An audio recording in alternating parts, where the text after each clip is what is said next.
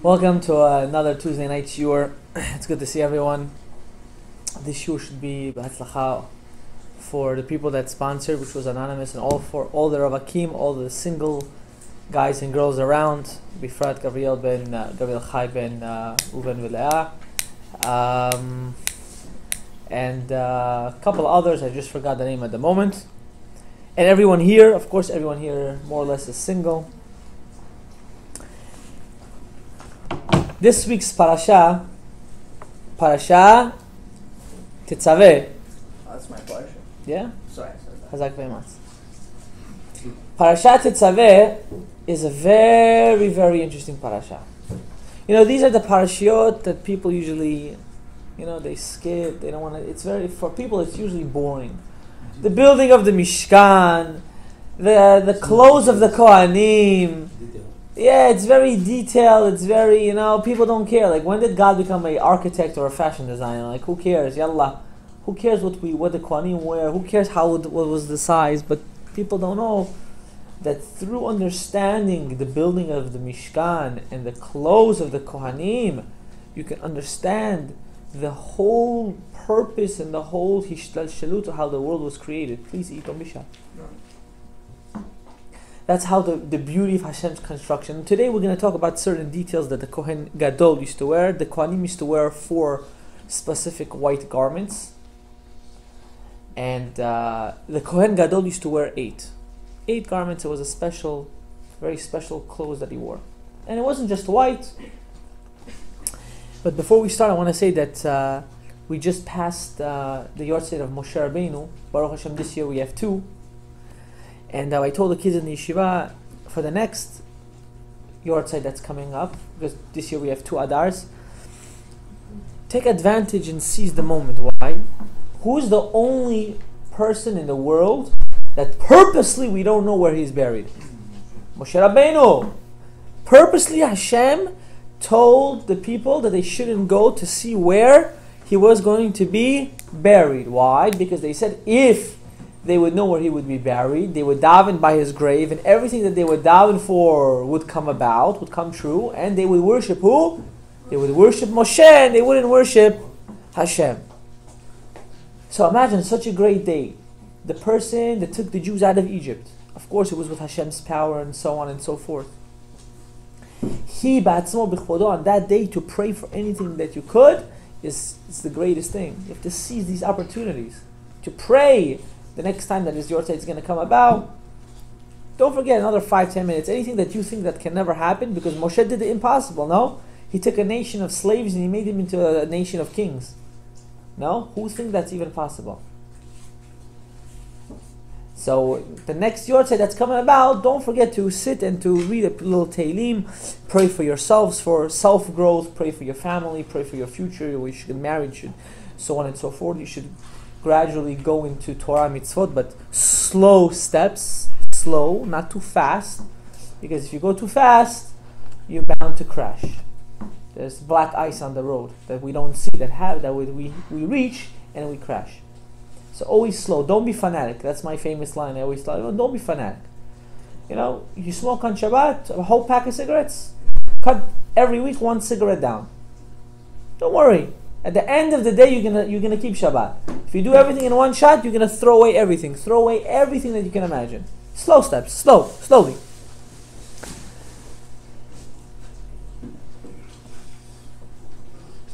You made my day. I see you. I feel happy. Now, to the shiur I just started.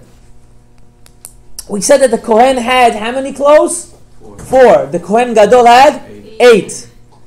Now there are 2 specific clothes that is really considered as one, which we're going to realize is going to be a very interesting concept right now we're going to get into. How they're so different but yet so alike. And what are they? One of them is the ephod, and the other one is the choshen. What is the ephod and what is the choshen?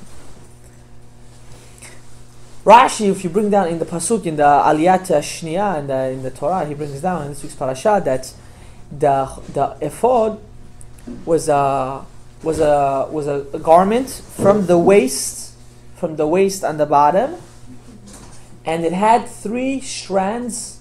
The way it was made, it had 3 different strands. 4 if you add the precious metal. It had a tichelet, which means blue. It had a turquoise color and a purple kind of color. And in that, they weaved a piece of gold, long string of gold, and they put these 4 things, and like that they made the clothes of the Kohen Gadol.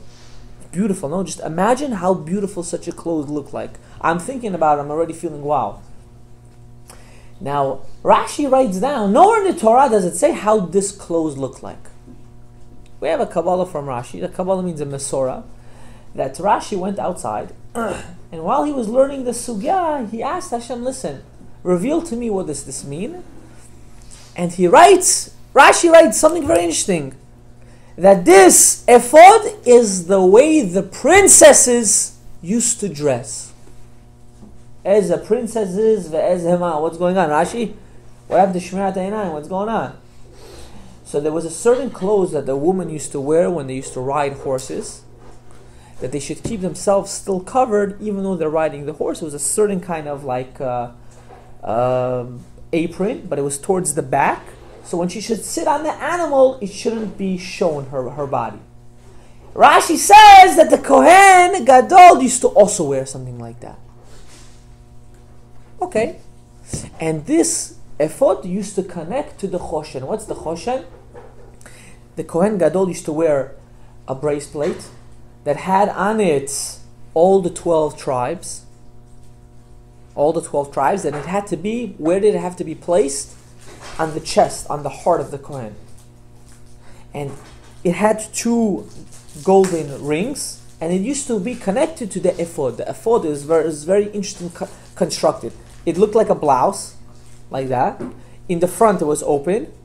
In the back, like towards the back, like suspenders, a halfway suspender goes until here, till the shoulder. And from the shoulder, there was the rings of the choshen, and they used to connect to the bracelet that the Kohen Gadol used to wear. And what does it say in the Torah? It's a mitzvah lo ta'aseh. A mitzvah lo ta'aseh.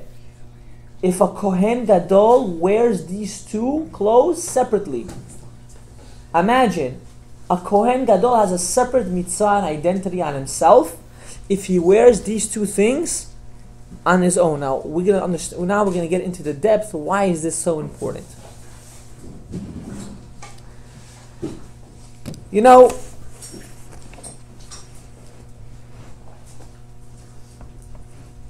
it's a very famous question. Why can these 2 things be separated? Memela,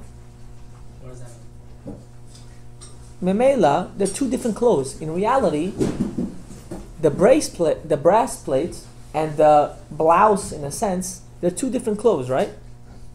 So why can't they be separated? We have to understand the deeper meaning behind it. And in the Torah, there's always a deeper meaning.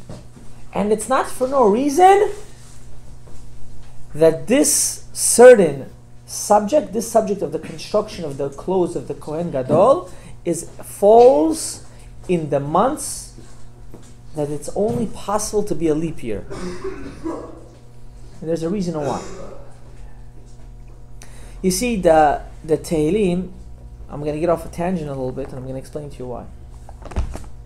In Tehillim, in Perek Nun Aleph, that by the Hasidim and by the Sfaradim, I don't know if by the Litvaks, if they have this in their Nusach, in Kriyat Shema L'mitah, whenever you go to sleep, you have to say Shema. But there's also a certain paragraph that we say, Perek Nun Aleph, 51. We read the Tehillim. And in this Perek Nun Aleph, there's a special pasuk. It's pasuk Tet Vav. If I'm not mistaken, let me see right now. Tet Vav, yes. Pasuk 15. And what does he say in pasuk 15? Let's read it, and then I'm going to explain to you why I'm bringing this out. From here we see how the Torah is only connected. It's so beautiful. Alamda posh'im darkecha v'chata'im elecha yashuvu. David HaMelech says, I will teach the sinners your ways, and their transgression they will return to you.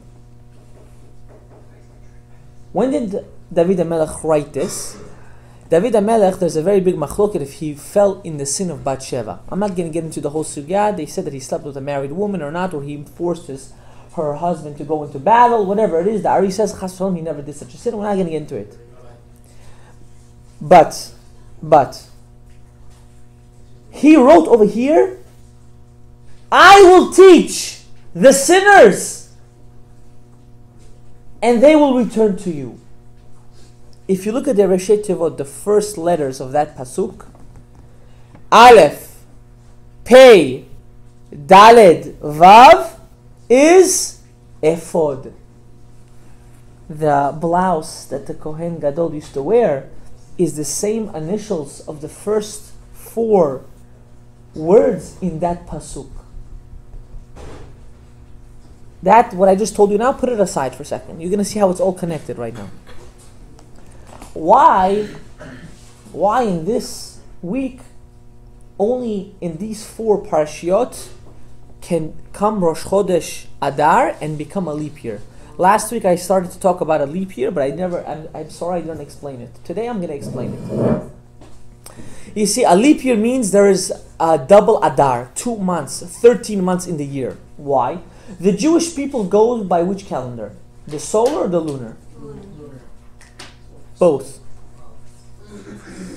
The Goyim, the Muslims, go by the lunar. That's why Ramadan can be 1 year in the summer, and the next year can be in the winter. How that works, I don't understand.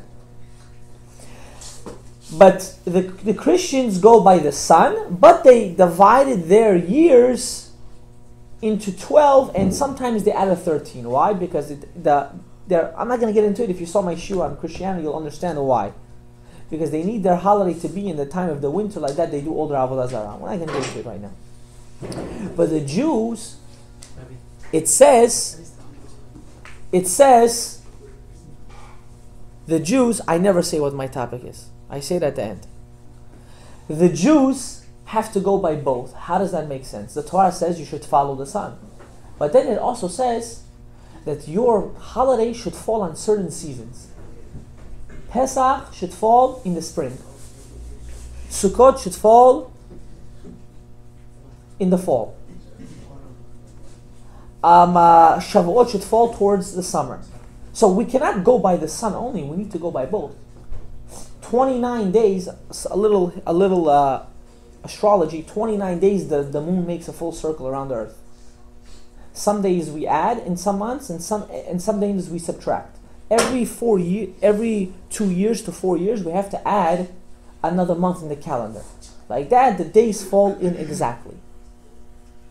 Now, it's very important to understand this, and I'm going to tell you why. You see, a person, there are 2 kinds of people. There are 2 major kinds of teva, 2 major kinds of people that live in this earth. One, there are like yekis. What's a yeki?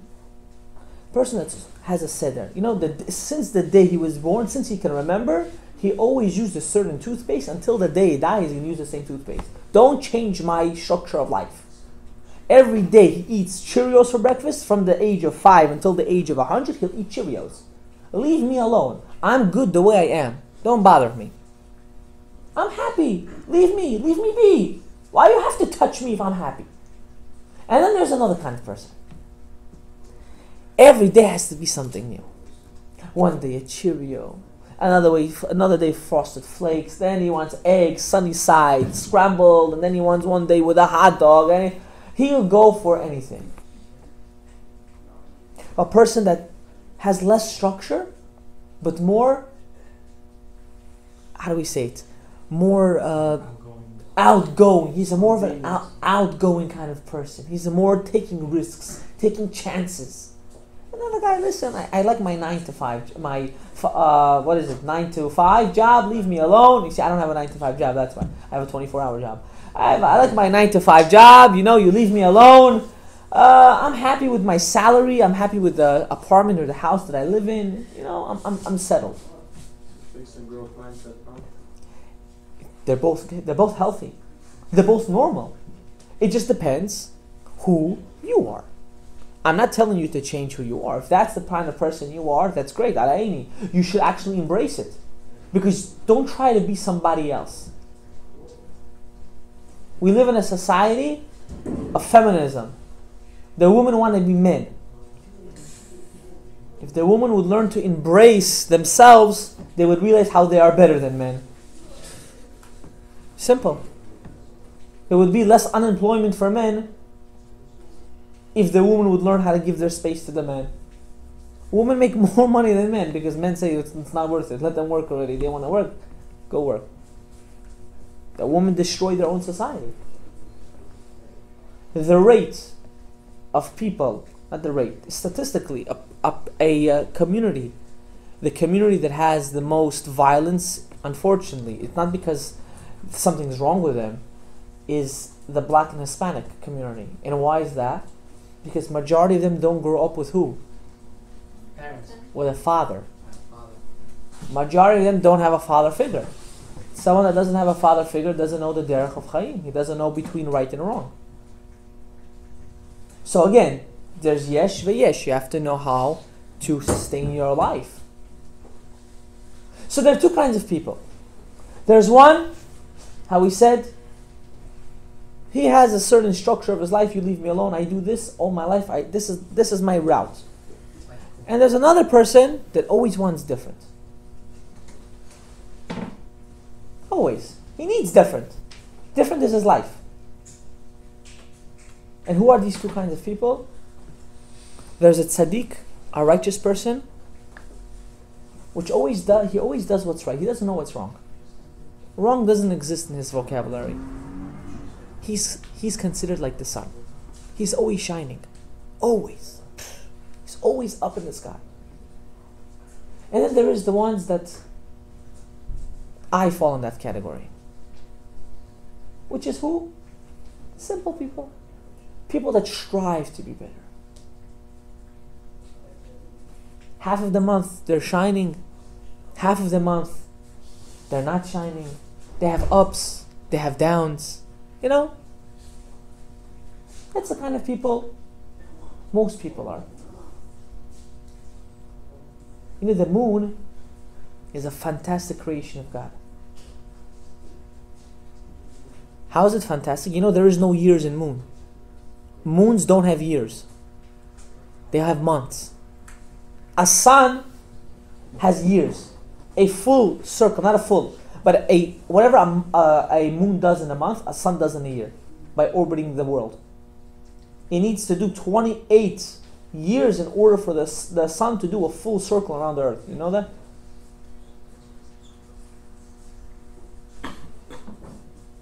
Or the earth going around the sun, whatever it is. I'm talking about in our vision, in the human vision. In the human vision, not in the worldly vision. Like it says in Yoshua, that Yoshua said that he told the sun to stop. He should have told the earth to stop. It's a famous question that everyone has. Right? No, it's the Torah talks in our understanding. We don't see that the world is going around the sun. We see that the sun's going around us. There are two kinds of people. The righteous and the ones that try. You see, when the Kohen Gadol wore his one garment, which was really two, what was he really doing? Yeah, but they're both good essentially. What was he really doing? One is already righteous. What was he really doing?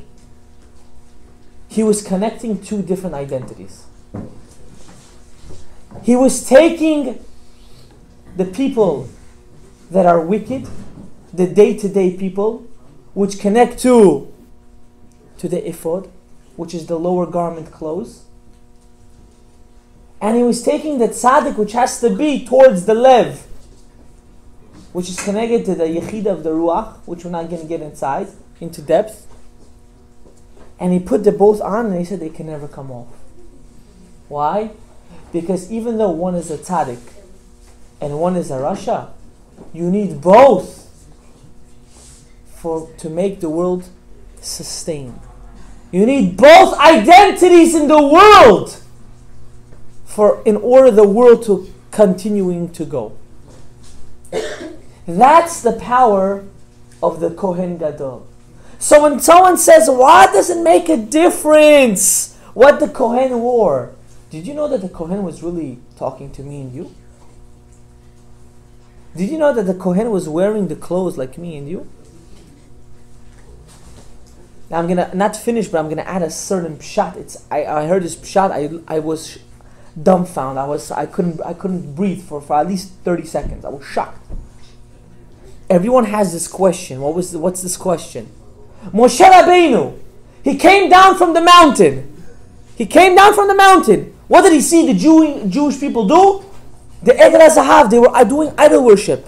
What's the first thing that he did? If you leave the room, you're not going to understand the pshat. What's the first thing he did? He took the luchot and he broke it. But why? Why did you break it?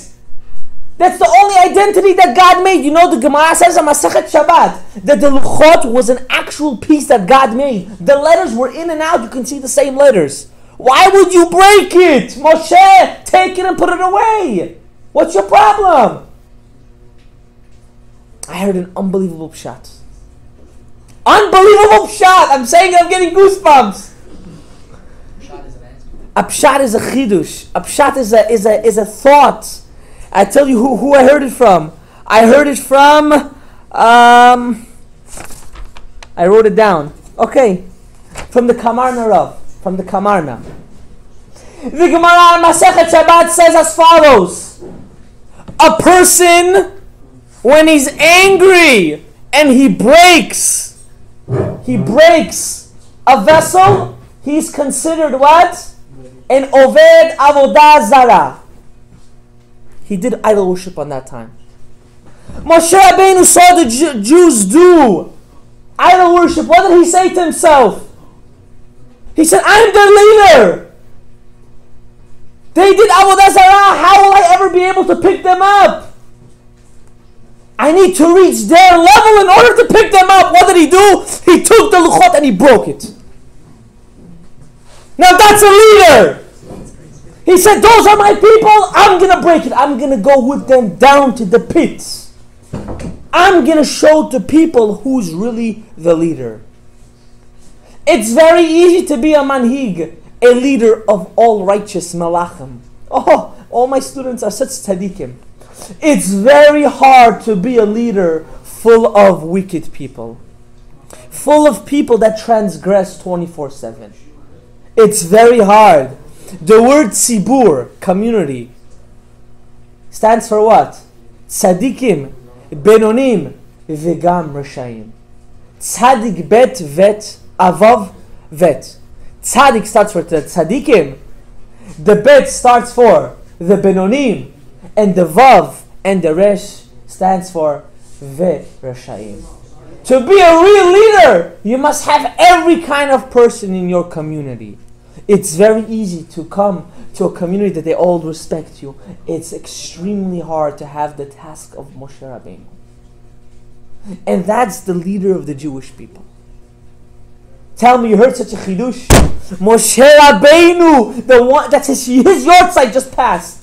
The leader of Am Yisrael, he was willing to put. He was a complete human being. He was complete. He was willing to start from the beginning in order to take out the people. To who can we say that? To who can we say that? It says in the Pirkei Avot, your Rebbe has to be looking like a malach, like an angel. Morav Rabotai, what does that mean? What does a malach mean? Did we ever see an angel? No. I'll tell you what it means. The same way how an angel cannot do what it's not told, your Rebbe has to do everything to help you, even though it's not told. Even though it looks like it's impossible, he has to go down if he needs to the lowest level in order to take you out. That's a true Rebbe. And that's why you guys are here today. And that's why I'm here today. I'm not saying this to praise myself. I'm saying this to give myself chizuk. There's no problem for a manhig, as small as he is or as big as he is, to sometimes give himself a tap in the back. A manhig is someone that leads, someone that has a congregation, or someone that teaches. You are like my kids and the people that are watching.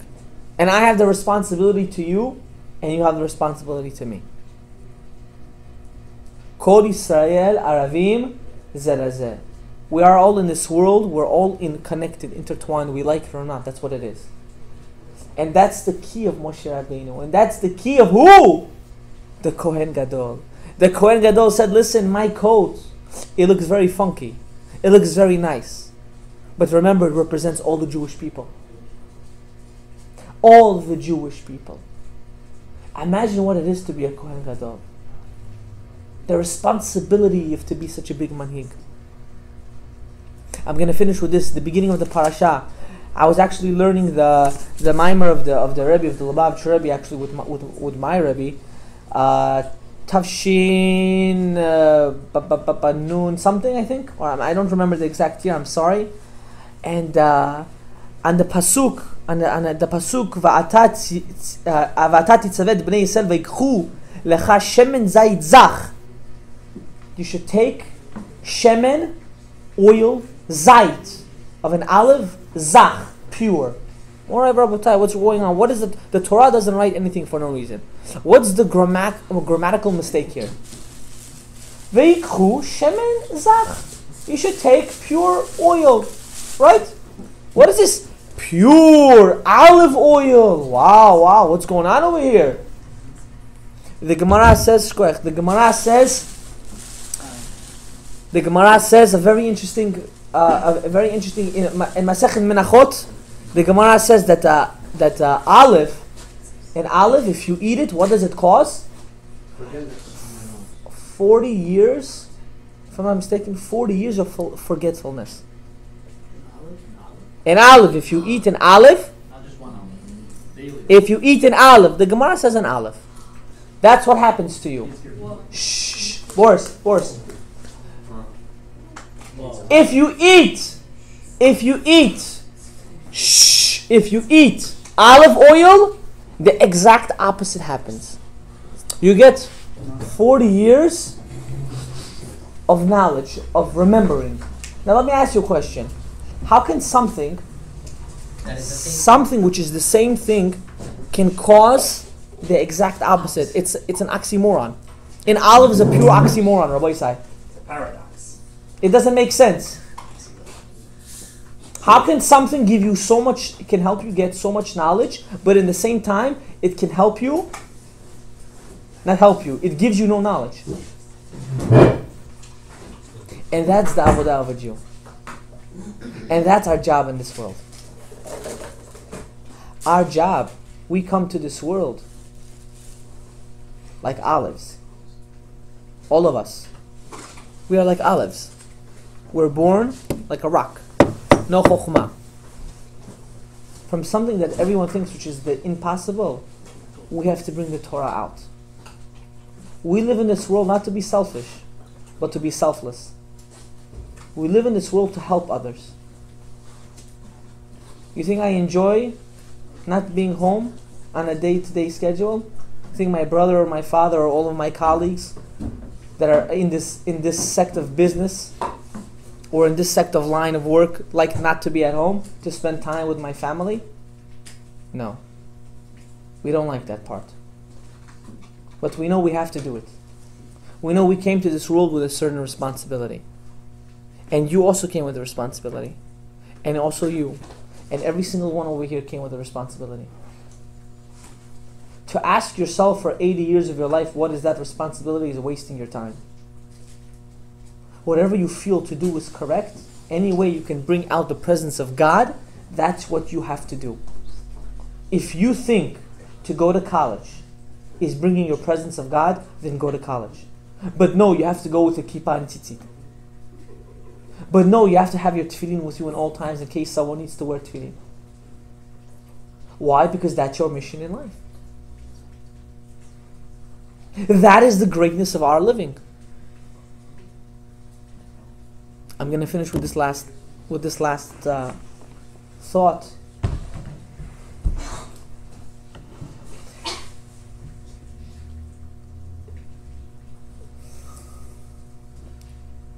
A Kohen, even though he's a male, he represents both male and woman. Modesty, a way of dressing, we learn from who?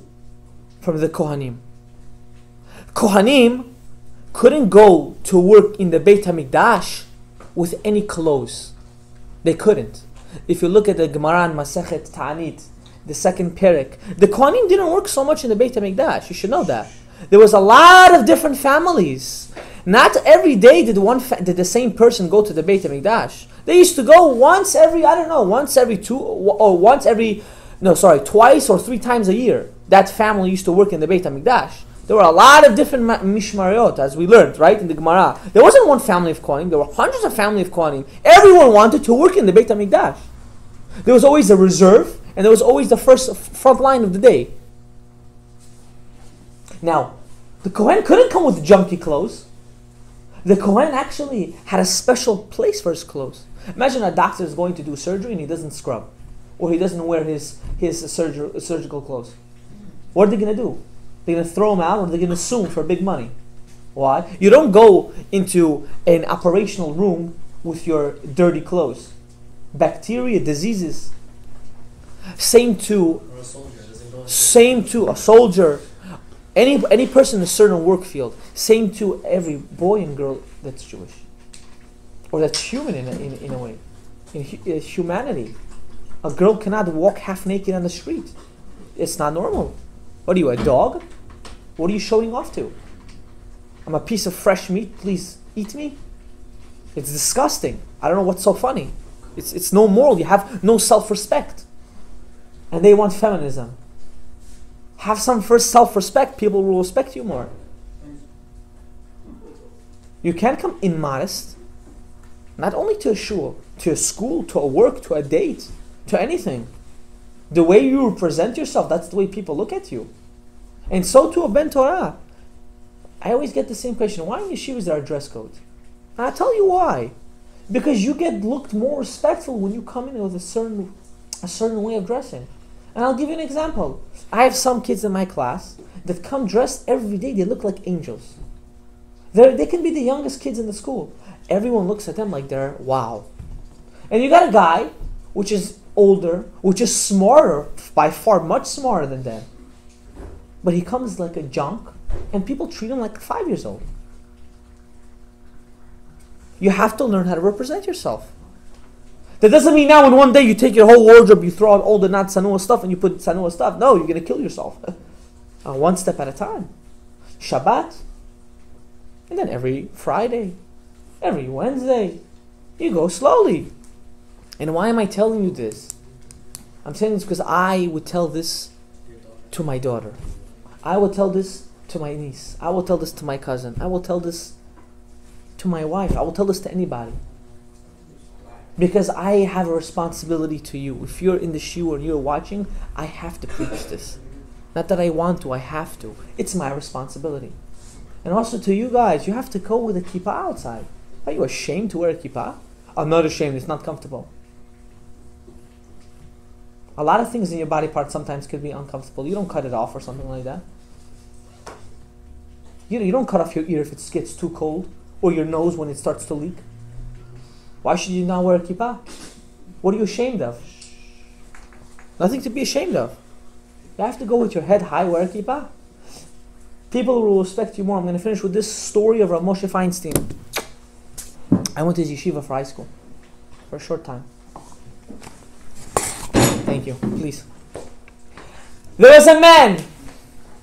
There was a man in the days of the Omer. We know, what do we know? In the days of the Omer, we don't shave. We're not allowed to take haircuts. Men are not allowed to take haircuts. They're never allowed to touch their beard, but that's beside the point. But hair on their head, they're for sure never allowed. Now, thank you so much. Baruch atah Adonai, Eloheinu melech haolam, she'akol nihya b'dvaro. Amen.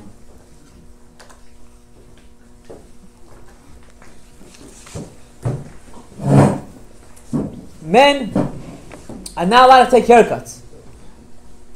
So there was this man, he just finished law school, if I'm not mistaken, and he, or accounting, whatever it was, and he really wanted, he got a job interview for one of the biggest firms in New York. You know how excited that is? I don't think you understand such an excitement. Whatever you dreamed for since you've been a kid, you're getting that opportunity right now. So he goes to Rav Moshe Feinstein and says, listen, Rav Moshe, I look like a baboon. Let me, clean up, clean shave, nice, galstuk, come in, nice, presentable. What did Rav Moshe Feinstein say? You have no heter, you're not allowed to take it off. Now, this guy goes home. He's thinking. Let's be honest, what would we do? Take it off. At least not me, I never shave, but what would most people do? Take it off. Shave. It's once time in opportunity in my life I'll ever have this. I'm gonna take it off. Hell with it. He goes to the interview, Morai Rabotai, listen carefully. He goes to the interview. And who is interviewing him? A religious Jew. And the Jew said, you don't worship your God to your fullest. How do I know that you'll be loyal to me? And he said, thank you, but please don't let the door behind you hit you.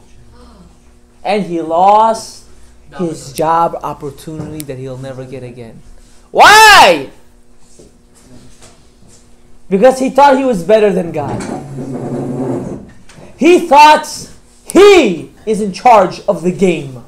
Little did he know, he doesn't run the world, Morai Rabotai. Who runs the world?